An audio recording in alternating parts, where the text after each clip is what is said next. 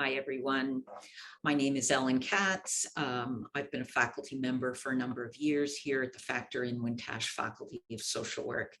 And today I am preparing this discussion talk for you in Elements and Lab, and I'm entitling it A User's Guide to Mindfulness, Knowing When and How to Use or Not Use Mindfulness. We tend to think about mindfulness as something that's always positive, that's about stress reduction, relaxation is always a good thing. However, that's not necessarily the case. And I'd like to speak with you, and I'd like actually for us to use ourselves as a first-person laboratory today to experience a bit of mindfulness in the body and to learn about mindfulness and get a sense of a different side of mindfulness. And I'm really targeting this presentation at you as incoming social work students who may be needing to use mindfulness or some other kind of relaxation or stress reduction process as you move into the field of social work and make your way through these semesters in class and in practicum when you go there next semester. So that's my perspective. And again, it's going to be an experiential as well as a learning opportunity. And I guess the first aspect or the first question that I'm posing is, why do we make the assumption that mindfulness is always positive? Why do we say it's always useful, that it's always a tranquil process, that it always reduces stress? And I just want to pause for a second to give that question some time to sink in.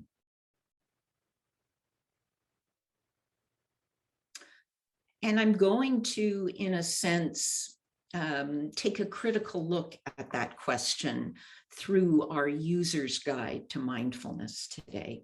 I'd like to start with the traditional definition of mindfulness. There are secular definitions and more traditional definitions that come within more of a meditation, more of a spiritual part of mindfulness. And I think it's also important to acknowledge that we tend to associate mindfulness with Buddhism.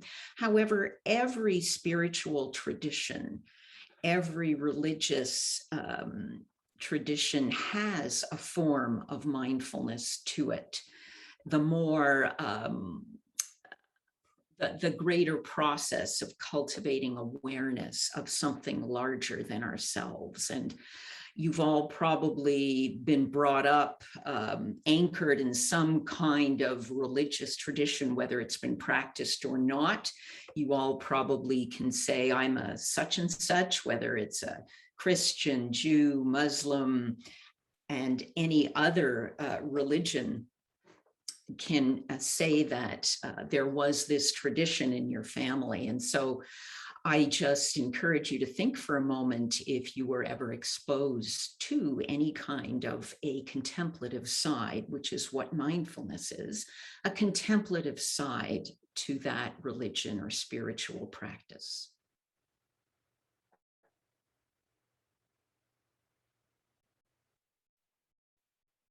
And coming back to mindfulness, I'd like to review the secular definition, which comes from John Kabat-Zinn, who was the person really who brought mindfulness in a great way to the Western world in the sense of modern society, and developed mindfulness-based stress reduction in the 80s and published Full Catastrophe Living in the early 90s. He has defined mindfulness as the awareness that arises from paying attention on purpose, in the present moment, and non-judgmentally. So we've got the concepts of awareness, paying attention, purposefully, the present moment, and in a non-judgmental way. That's the secular definition of mindfulness. When we look at the traditional definitions that are anchored within the Buddhist concept, because mindfulness has come most emphatically from that tradition, again, knowing that mindfulness is present in all traditions. But when we look at the traditional definition, we can look at it within the languages that it arose, and there are two. The first is the Pali language, the second is the Sanskrit language. And within Pali, which would have been the closest to what the Buddha taught, and the Buddha was the one who originally spoke about mindfulness, he defined mindfulness as awareness with equanimity. And equanimity we can define as neither favoring or opposing. And equanimity as separating awareness from the common reflex of continual judging. And again, I'm going to ask you to, take a read right now on these words that I'm giving you, and get a sense of what your judgments might be of what I've been saying up until now. We all, without even thinking, make judgments continually, and it is a reflex. So to disconnect our awareness from judging is actually quite a challenge for us, and it takes lengthy practice. And, you may even have found yourself judging what I just said. And judging is a traditional human pursuit because judgment has been necessary for us moment to moment as we have survived over the millennia. So I don't want you to think that judgment is negative. Judgment has been necessary for survival. However, there are times when judgment is not accurate, and judgment colors our perception of experience and distorts it. And so this traditional definition has really tried to emphasize that there are times when judgment is not helpful. However, the second traditional definition comes from the Sanskrit word smrti, and smrti means that which is remembered. And within memory is implicit judgment. We are sifting through what has occurred to us, and we are naturally making judgments about what has occurred. Has it been positive? Has it been negative? Has it been safe? Has it been dangerous? Those are judgments, again, that we as human beings need to make to survive. But are those memories accurate? From the Sanskrit, in terms of remembering within a mindfulness tradition, within a Buddhist context, what is often remembered are the patterns that we've become stuck in. And those patterns have come from habitual actions. Some of those habitual actions have been positive, some have been negative, some have come from events that have occurred that have been positive or negative. And there is another category of neutral, but we don't often think about events as neutral. And I encourage you again to take a moment to think about yourself, the habitual patterns and actions that have brought you to the present moment, and judgments you have made about them.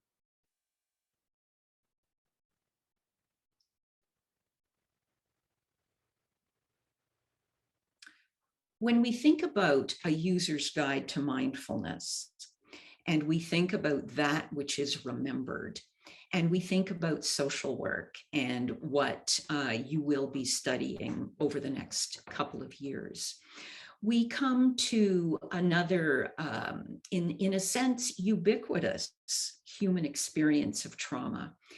We've only recently in the field of social work and in the field of mental health acknowledged that trauma is much more of a universal human experience. And in the past, we didn't speak about trauma as more of a universal human experience.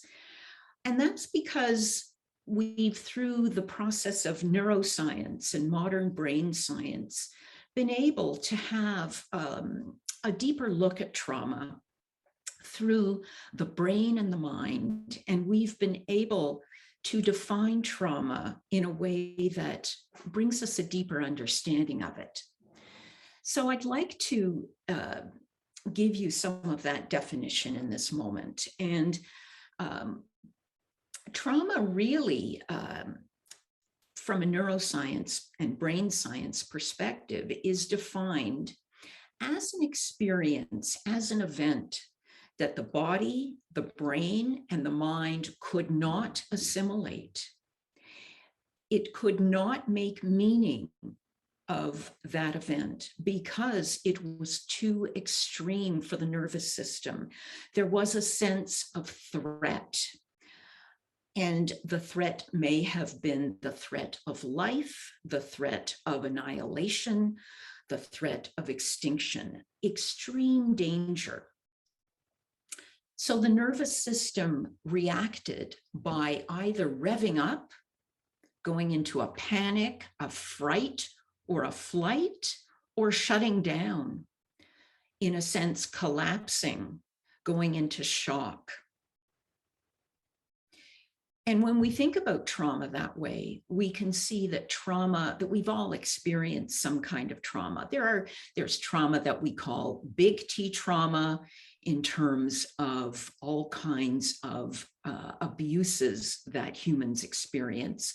There is little t trauma in terms of events that may not be life-threatening, but are still threatening in terms of danger, that tell us that we are not safe.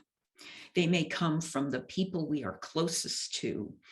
We can speak about attachment injuries in our families, and some of those experiences of attachment injuries are dangerous for us. We feel unsafe and threatened in some way. And so from that perspective, we have come to acknowledge that we all, as human beings, have experienced some kind of event that our brain, body, and mind have not been able to assimilate. And therefore, that experience has been locked away in a different part of the brain. And it is raw. And when it is triggered, it surfaces. And it can be triggered in a variety of different ways. And I'd like for us to, in a sense, sample some of our own experience that not necessarily will trigger any of our past traumas, but will allow us to more fully be aware of and explore ongoing moment-to-moment experiences so that we know when we are face to face with an experience that our brain, body, and mind is finding too difficult to assimilate. And that is actually a wonderful opportunity to use mindfulness for greater awareness, but it doesn't always mean that we should be practicing mindfulness. And there are different kinds of mindfulness. There is formal mindfulness sitting, and there's informal moment-to-moment mindfulness during our daily life. So you may have been exposed to statements like, excuse me, being able to eat mindfully, being able to take a shower mindfully, being able to walk mindfully. So those are informal mindfulness practice in the midst of ordinary daily life. The more formal kind of mindfulness is mindfulness in a formal sitting posture in which you assume a specific position, a dignified posture, John Kabat-Zinn likes to say, with a straight back, and not a tense back, a straight back. And we sit in a variety of different positions for a specific period of time and just study unfolding moment-to-moment experience. Well, when we do that, what we are being exposed to is the sensations in our body. And sometimes those sensations can trigger some of the traumatic experiences we may have had in the past. And it doesn't mean that anytime we sit, those traumatic experiences may be triggered.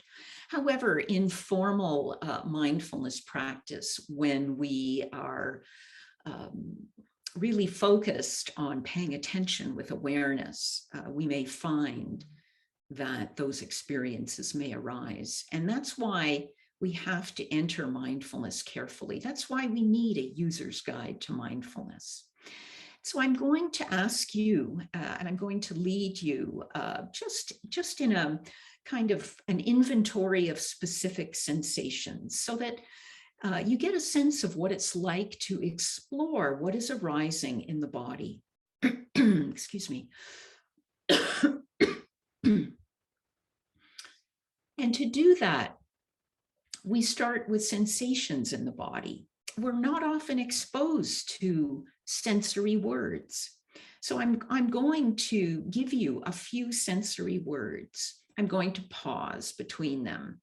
And I'm going to invite you every time I say one of those words to just see, is that a sensation that's arising in your body? It may be, it may not be. And it could be that none of these words that I use arise as sensations in your body. But again, this is ourself as a first-person laboratory where we study our unfolding moment-to-moment awareness. So I will start with a list of a few sensory words. The first one is pulsing. Are you aware within your body of any sensations of pulsing?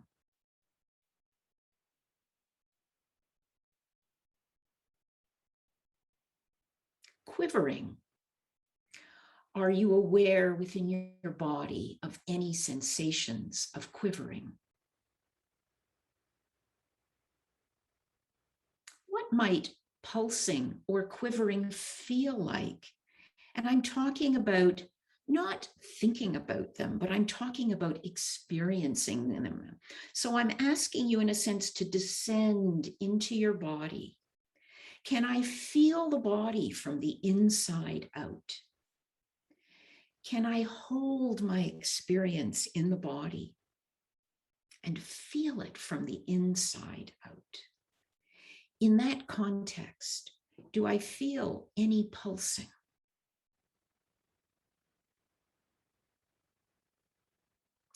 Do I feel any quivering?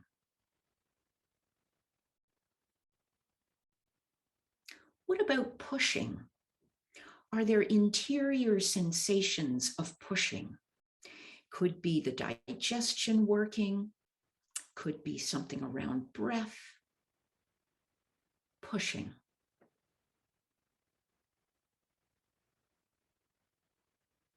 What about pulling?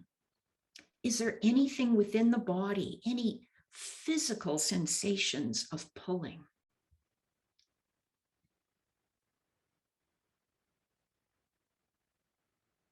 How about cramping? Anything within the body that's telling you that you're experiencing cramping?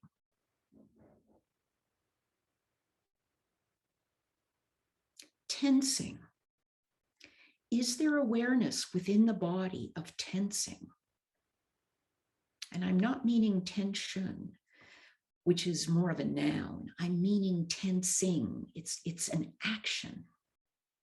Can you feel any active tensing going on? What about shooting within the body? any experiences of shooting.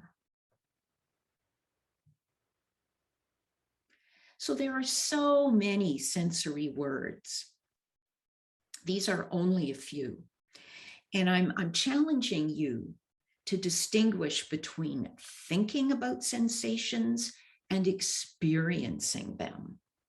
So it's the difference between this kind of third person thought and this active first person experiencing. It's the difference between reflecting on and experiencing within. And that brings us to the body, which is where mindfulness starts. There are 4 foundations of mindfulness, and the body is the first one. So awareness uncovers the body. And what we know from neuroscience is that all experience is encoded in the body. Everything that we've experienced within our life lies within the body. And it lies within the body in the context of somatic markers. All experience leaves a mark in the body, in the nervous system. So how does mindfulness figure into all of this? Mindfulness figures into it, as I said earlier, in the context that as we sit in formal mindfulness practice, those somatic markers are uncovered.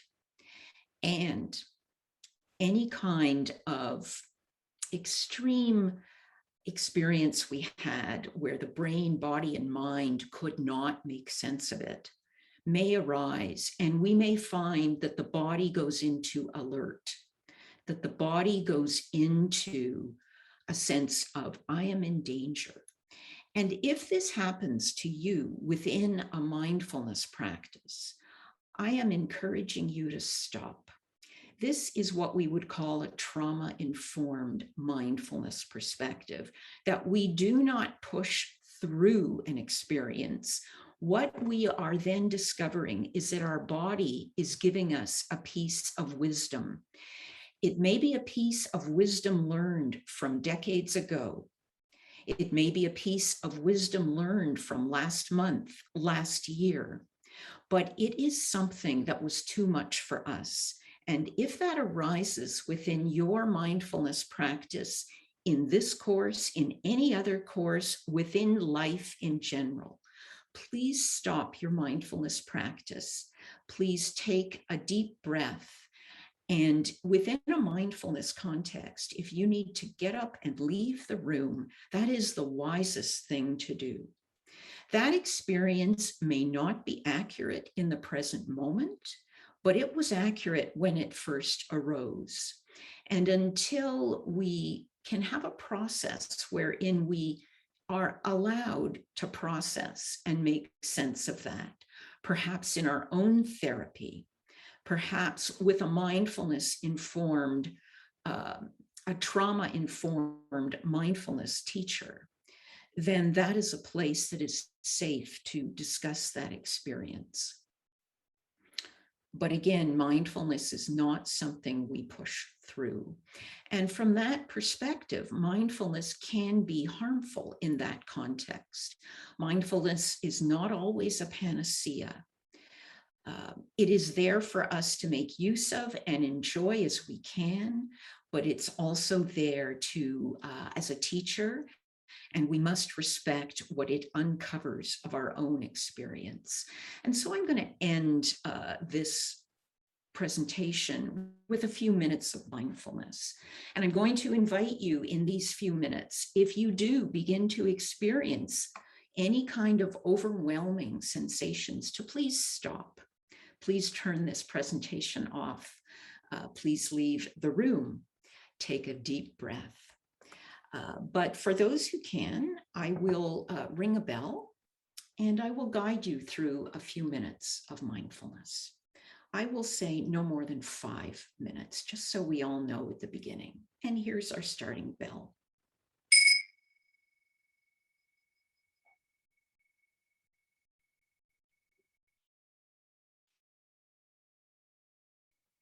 And as the bell rings, we can use our sense of hearing and listen as the bell fades. We can adopt an erect and dignified posture that is not tense, that still has relaxation in it, but is dignified.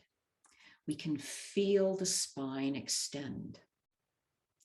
I'm going to invite us to start with our bodies, to descend into the body and feel the body from the inside out, to start with any sensations and allow them to be present as we can tolerate them, as they are safe for us.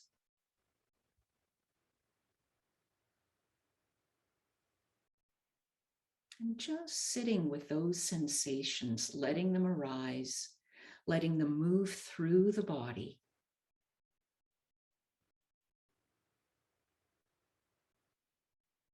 And getting a sense of, are they pleasant? Are they unpleasant? Or are they neutral? That's the second foundation of mindfulness. What's the quality of the sensations arising within the body?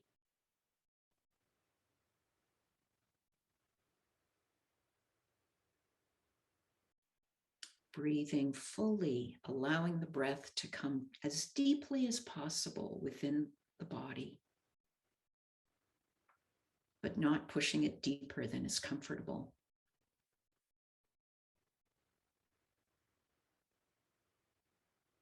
Getting a sense of what's unfolding. What is the quality of our attention, which is the third foundation of mindfulness? Are we feeling scattered? Are we feeling distracted? Are we beginning to feel uneasy? This is the time, if the sense of dis-ease reaches a certain quality, where we stop. If the sense of uneasiness is tolerable, we continue. And we just allow the mind to do what minds do. Which brings us to the fourth foundation of mindfulness, the foundation of thoughts. Just allowing the thoughts to arise as mental events. Allowing them to come, peak, and leave, like waves in the ocean. And we sit for a moment with these four foundations of mindfulness. Mindfulness in the body. Mindfulness of the quality of experience. Mindfulness of the state of the mind. And mindfulness of the objects or thoughts in the mind. And we'll just sit for a moment with all these four foundations, and I will ring the concluding bell.